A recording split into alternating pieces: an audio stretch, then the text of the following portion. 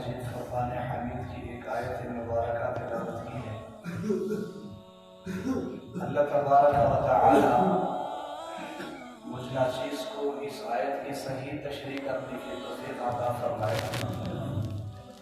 اور آپ سامعین دل وفار کو اللہ تبارک و تعالی اس کے اوپر عمل کرنے کی توفیق عطا فرمائے۔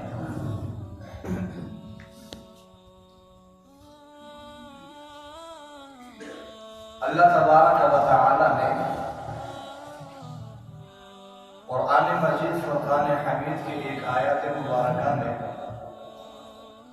مسلمان مرد اور مسلمان عورتوں کی 10 خوبیاں بیان فرمائی اور آخر میں فرمایا وَالذَّاكِرِينَ اللَّهَ كَثِيرًا وَالذَّاكِرَاتِ،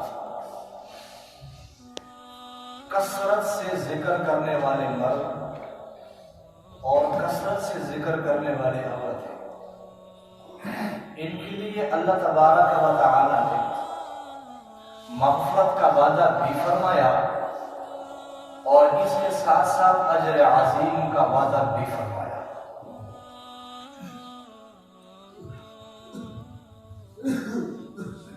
کثرت سے ذکر کرنا یہ اللہ پاک کی ایک ایسی عبادت ہے کہ اللہ تبارک و تعالی نے قرآن مجید فرقان حمید میں جا بجا اس کا حکم فرمایا ہے۔ ایک جگہ ارشاد فرمایا وَاذْكُرُوا اللَّهَ كَثِيرًا لَعَلَّكُمْ تُفْلِحُونَ،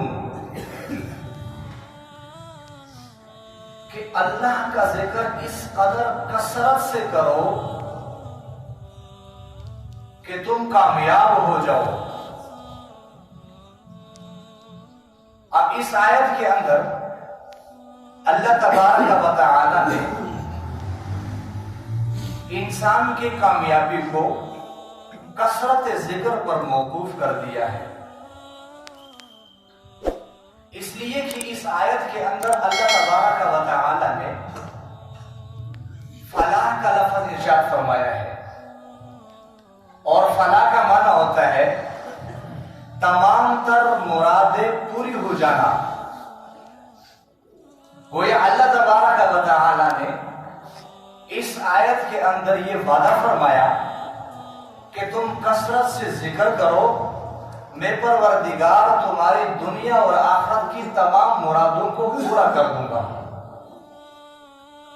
اور دوسری جگہ ارشاد فرمایا یا ایھا الذین آمنو، اے وہ لوگو جو تم ایمان لائے ہو، اذکروا اللہ، اللہ کا ذکر کرو، ذکرن کثیرا، ذکر بھی کثرت کے ساتھ۔ اب اس آیت سے فقہائے کرام نے ذکر اللہ کے فرضیت کو مراد لیا ہے۔ فقہا فرماتے ہیں کہ اس آیت سے ذکر اللہ فرض ہو گیا ہے، اس لیے کہ جتنی بھی عبادات ہیں، کسی بھی عبادت کے یا کسی بھی عمل کے اللہ تبارک و تعالی نے کثرت سے کرنے کا حکم نہیں دیا ہے، لیکن ذکر اللہ کی جب باری آئی تو اللہ تبارک و تعالی نے نہ صرف کرنے کا حکم دیا بلکہ کثرت کے ساتھ کرنے کا حکم دیا ہے۔ کیوں؟ اس لیے کہ اللہ تبارک و تعالی نے دنیا اور آخرت کی تمام تر کامیابی کے لیے ذکر اللہ کو کثرت سے کرنا مقرر فرما دیا ہے۔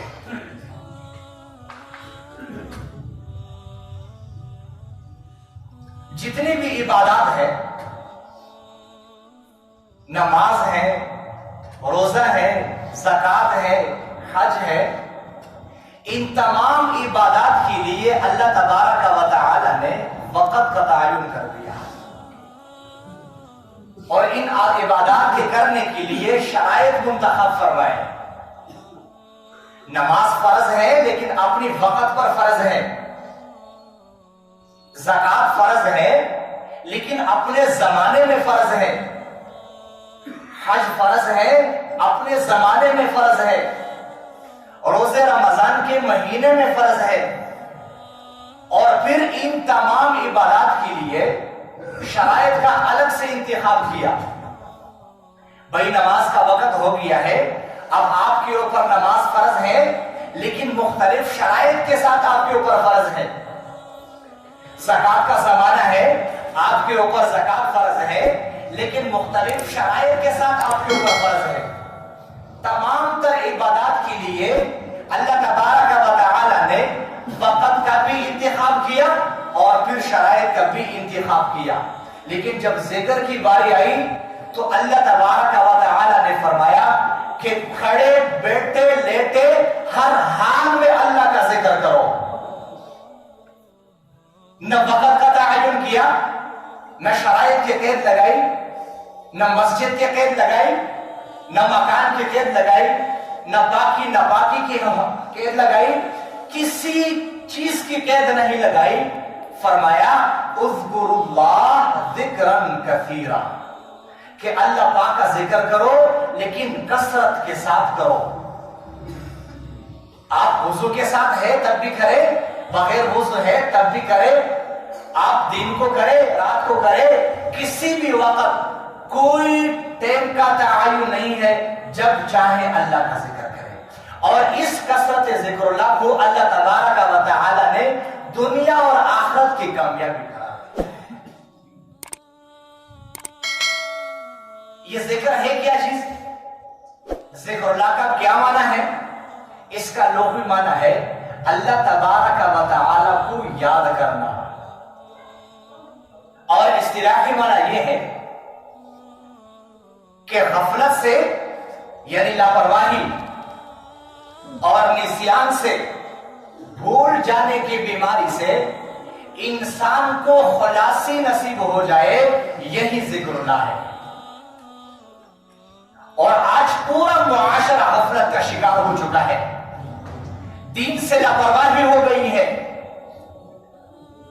غفلت سے چھٹکارا مل جائے، لاپرواہی کی بیماری سے انسان آزاد ہو جائے، یہی نام ہے ذکر اللہ کا. اور یہ ذکر کا لفظ بہت سارے معانیوں کو حاوی ہے. ہمارا کوئی بیماری، کوئی بھی مرض، چاہے وہ چھوٹا ہے یا بڑا، ظاہر ہے یا پوشیدہ، اس سے باہر نہیں ہے. اور اس ذکر کو دو طریقے سے کیا جاتا ہے. ایک کو کہتے ہیں ذکر لسانی، زبان سے ذکر کرنا، زبان سے یاد کرنا، یہ بھی فائدے سے خالی نہیں. اور ایک ہے ذکر قلبی، دل سے اللہ کو یاد کرنا.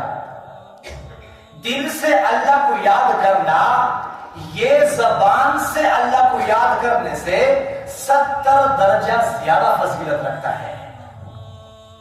تو ہمیں چاہیے کہ ہم اللہ کو زبان سے بھی یاد کریں اور اس کے ساتھ ساتھ دل سے بھی یاد کریں.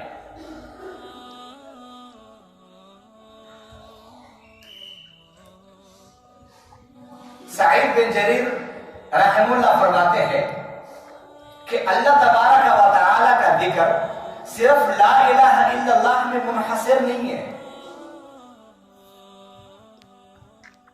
بلکہ زندگی کے تمام امور، چاہے وہ کاروبار کے حوالے سے ہو، چاہے وہ دین کے حوالے سے ہو، تمام تر امور ذکر اللہ میں شامل ہے، بشرطے کہ نیت اطاعت کی ہو. اور دنیا کے وہ کاروبار جیسے تجارت ہو گیا یا دوسری کام کاروبار ہو گئے، اس میں بھی اگر شرعی حدود کی رعایت رکھا جائے تو وہ بھی ذکر اللہ میں شامل ہے. عطا رحمہ اللہ فرماتے ہیں کہ جن علمی مجالس کے اندر احکام شرعیہ، حلال اور حرام، جائز اور ناجائز کی بحث کی جاتی ہے، تحقیق اور تعلیم ہو، وہ تمام تر مجالس ذکر اللہ میں شامل ہے. اس لیے اشرف علی تھانوی رحمہ اللہ اس آیت کے تفسیر میں فرماتے ہیں فَاذْكُرُونِي أَذْكُرْكُمْ، اللہ تعالیٰ فرماتے ہیں کہ تم مجھے یاد کرو، میں پروردگار آپ کو یاد کروں گا۔ اس آیت کے تفسیر میں لکھتے ہیں کہ ہم اللہ کو کیسے یاد کریں اور اللہ ہمیں کیسے یاد کرے۔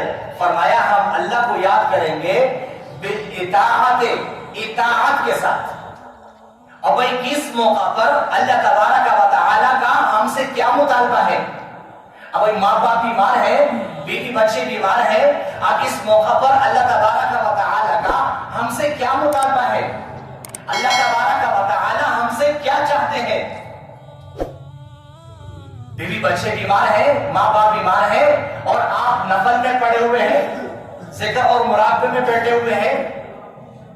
اب یہاں پر اللہ پاک کا مطالبہ یہ ہے کہ اب جائے ڈاکٹر کا انتظام بندوبست کرے، ان کے لیے دوائی کا بندوبست کرے۔ یہی اطاعت ہے، یہی اللہ کا ذکر ہے۔ تو ہم اللہ کو یاد کریں گے بالاطاعت، اطاعت کے ساتھ یاد کریں گے، اور اللہ تبارک و تعالی ہمیں یاد کریں گے بالعنایت، نوازش کے ساتھ ہم یاد کریں گے۔ ہم اللہ پاک کی اطاعت کریں گے، اللہ تبارک و تعالی دنیا اور آخرت کی تمام تر کامیابیوں سے ہمیں نوازیں گے۔ یہی مطلب ہے فَاذْكُرُونِی أَذْكُرْكُم، تم مجھے یاد کرو، میں پروردگار تمہیں یاد کروں۔